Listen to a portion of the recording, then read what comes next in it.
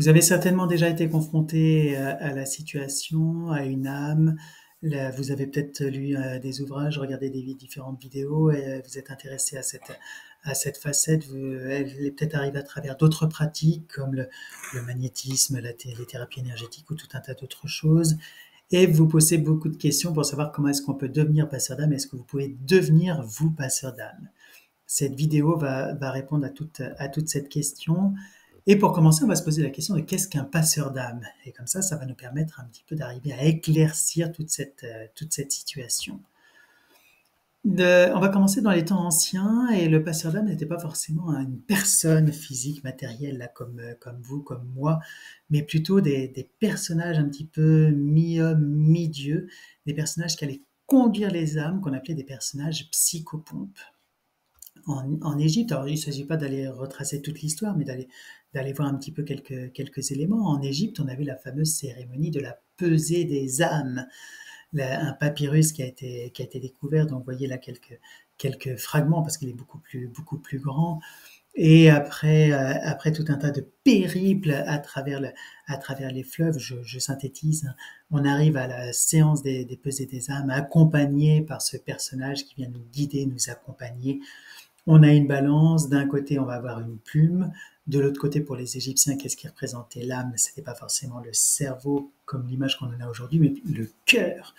Le cœur d'un côté, la plume de l'autre, on regardait où était la balance, soit le cœur était mangé par la dévoreuse, soit il partait vivre un autre chemin. Donc c'était la première vision qu'on avait un petit peu en Égypte.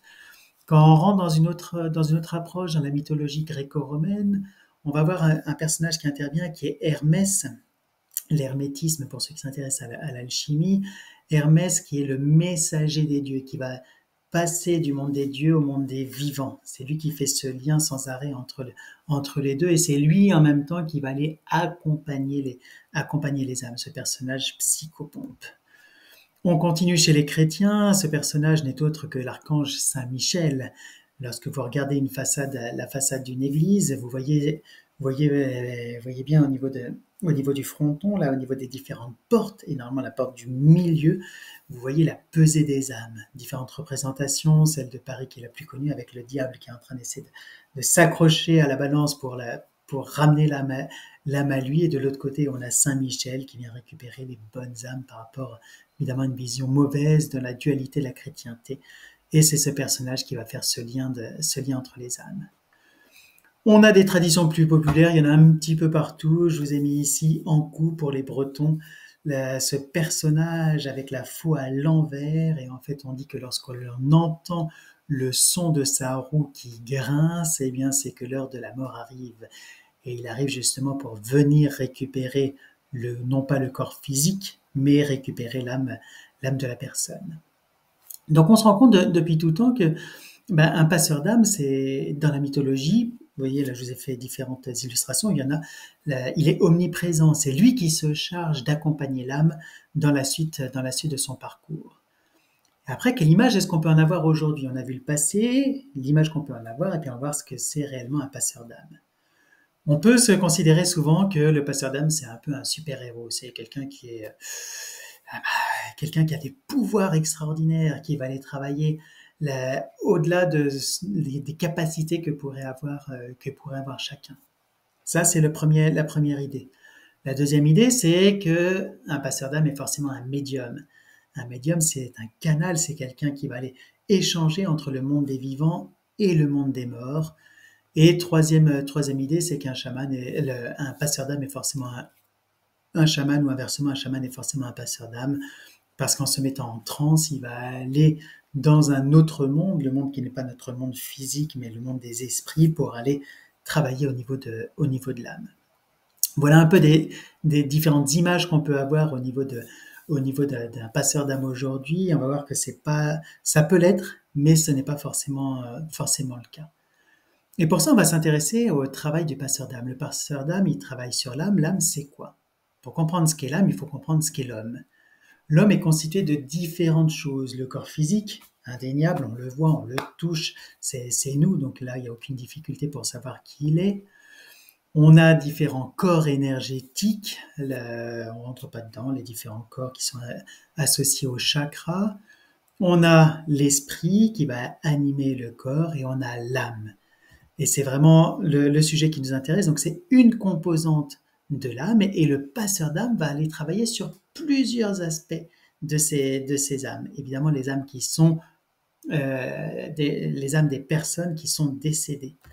Et au niveau de ces âmes, on peut avoir des âmes errantes, des âmes qu'on trouve dans des accidents de la circulation, sur le bord de la route, qu'on peut trouver dans un champ, dans une maison, dans différents endroits comme ça. Et justement, on a les âmes dans les maisons, qui sont ces fameuses maisons hantées, qui peuvent vous mettre un peu la chair de poule lorsque tout commence à bouger, lorsque le sol commence à craquer, des choses qui sont pas forcément très évidentes. Et dernier aspect sur lequel on va pouvoir trouver des âmes, c'est les âmes sur les personnes. Quand une personne décède, pour nous, le choc est trop important. On ne veut pas que la personne s'en aille. Alors physiquement, elle est obligée de partir. Voilà, les différentes cérémonies sont là pour là.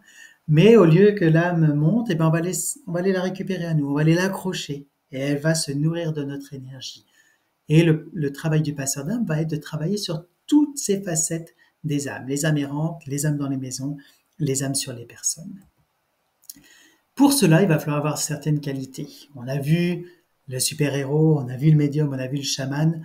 Vous pouvez avoir certaines de ces qualités, mais ça va pas être, c'est pas forcément essentiel. On peut être, moi je suis pas un super-héros, je suis pas un chaman, je suis pas un médium, et pourtant je fais passer les âmes.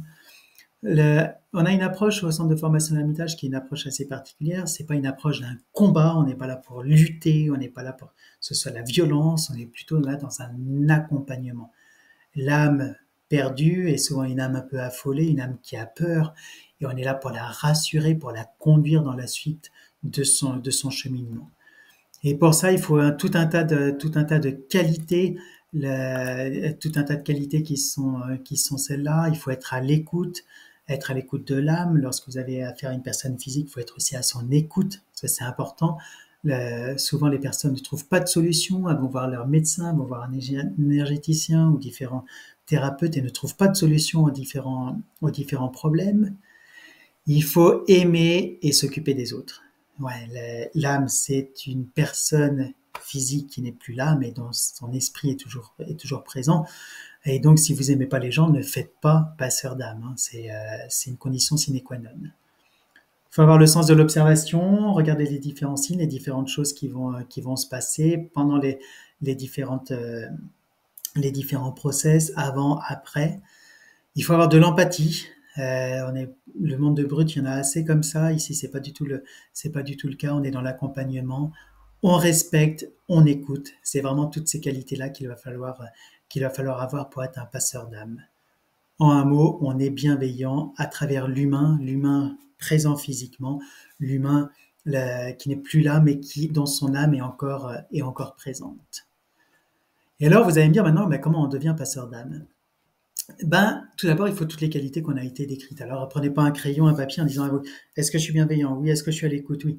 Ben, vous avez compris que c'est un état d'esprit, hein. On n'est pas là en train de cocher toutes les cases. C'est, en gros, est-ce que j'aime les gens? Si vous aimez pas les gens, vivants ou non vivants, ne faites pas ce travail-là, hein. Allez faire autre chose. Il y a tout un tas d'autres métiers qui existent, donc ne faites pas celui-là. Donc, la première des choses, c'est évidemment aimer les autres. Puis après, il va falloir se former, parce que le passeur d'âme, il y en a qui ont cette qualité de manière innée, et si vous l'avez pas, eh ben ça se travaille. Ça se travaille, il va falloir lire des livres, vous avez tout un tas de livres qui existent pour pouvoir vous imprégner de cet art particulier. Il va falloir échanger, partager avec d'autres expériences, d'autres manières de vivre, d'autres personnes qui ont vécu d'autres choses, et ça va vous permettre de vous forger progressivement votre opinion et votre pratique dans le passage d'âme. Faire des formations qui existent, qui sont en ligne ou en présentiel, donc toutes ces choses-là.